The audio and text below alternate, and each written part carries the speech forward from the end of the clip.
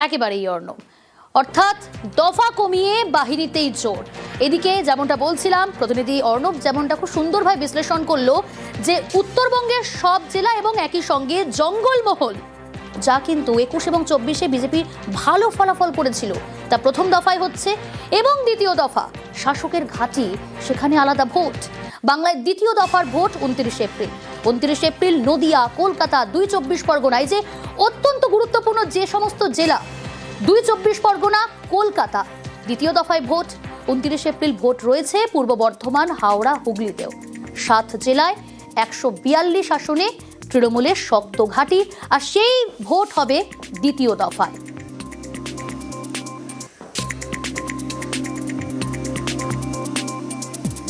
West Bengal, the 294 assembly constituencies, the polling shall be held in 2 phases. In the first phase, 152, and the second phase, 142. The date of poll shall be 23rd of April and 29th of April. And the counting shall be together for all, that is 4th of May, 2026. 2 দফায় ভোটকে স্বাগত। আশা করা যায় বাংলায় শান্তিপূর্ণ vote করাতে পারবে commission. তার আগে ত্রুটিমুক্ত ভোটার তালিকা উপহার দিক কমিশন, মন্তব্য বিজেপির রাজ্য সভাপতি শ্রমিক ভট্টাচার্য।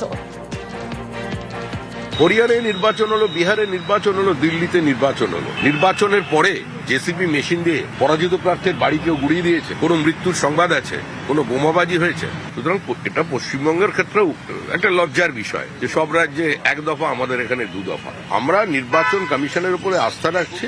আমরা মনে করি তারা এখানে শান্তিপূর্ণ ভোট করাতে সক্ষম হবেন এবং তার আগে একটা ভেজাল মুক্ত, ত্রুটিমুক্ত ভোটার লিস্ট মানুষকে উপহার দেবেন।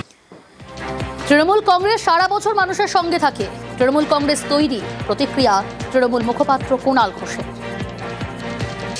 তৃণমূল কংগ্রেস সারা বছর উন্নয়ন এবং বাংলার মানুষের অধিকার রক্ষার যা কাজ করেন, আমরা একদিনেও তৈরি, ওদের যা ইচ্ছা আমরা তাতেই তৈরি। কারণ আমরা মানুষের সঙ্গে 12 মাস থাকি, শীত, গ্রীষ্ম, বর্ষা। বাংলায় মমতা বন্দ্যোপাধ্যায় সরকার ভরসা।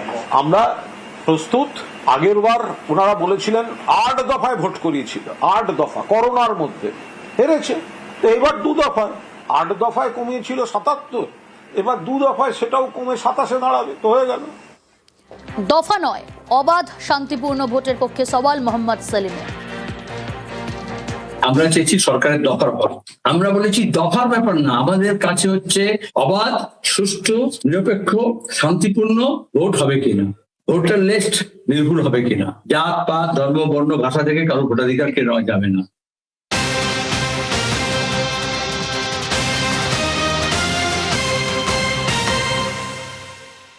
ভোটের নির্ঘণ্ট প্রকাশের পরে এবার গুরুত্বপূর্ণ বৈঠকে বিজেপি, কারণ বিজেপির প্রথম প্রার্থী তালিকা মঙ্গলবার।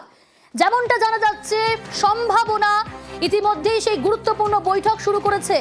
আরো ডিটেল জানার চেষ্টা করবো, সুস্মিতা রয়েছে আমার সঙ্গে। সুস্মিতা, দেখো, ভোটের নির্ঘণ্ট প্রকাশের পরে গুরুত্বপূর্ণ এবং জরুরি বৈঠকে বঙ্গ বিজেপির নেতৃত্ব, রাজারহাটের 5 তারা হোটেল, সেখানে এই মুহূর্তে বৈঠকে শ্রমিক, শুভেন্দু, সুকান্ত সহ ভূপেন্দ্র যাদব, সুনীল বানসাল, বিপ্লব দেব, অমিত মালব্যরা।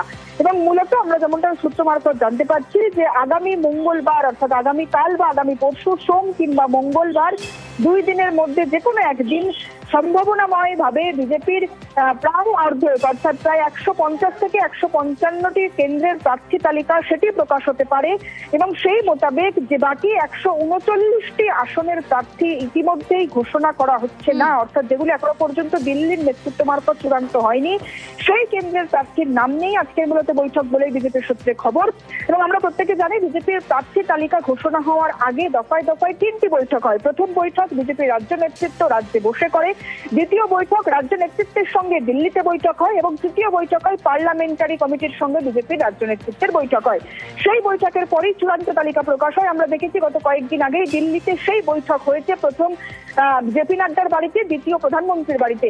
তারপরেই মনে করা হচ্ছে আগামী মঙ্গলবার প্রথম প্রার্থী তালিকা বিজেপির প্রকাশিত হতে পারে। সেখানে 155টি কেন্দ্রের প্রার্থীর নাম থাকতে পারে বলেও সূত্রের মারফত জানা যাচ্ছে। সুতরাং যে 139টি প্রার্থীর নাম এখনো পর্যন্ত চূড়ান্ত করতে পারেনি বঙ্গ বিজেপি বলেই সূত্রের খবর, সেই 139টি প্রার্থীর নাম নিয়ে আজকের মূলত বৈঠক বলেই বিজেপির সূত্রে খবর।